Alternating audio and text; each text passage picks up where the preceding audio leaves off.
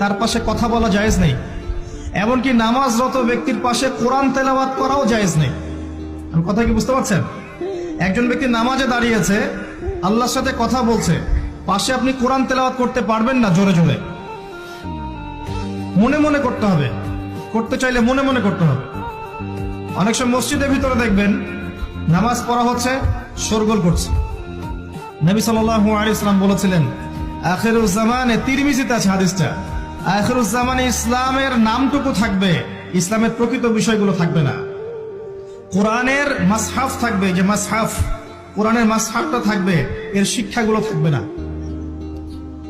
মসজিদগুলো হবে চাকচিক্যময়, কিন্তু মসজিদ হবে হেদায়েত শূন্য। আর চতুর্থ লাইনটা আরো ভয়ঙ্কর।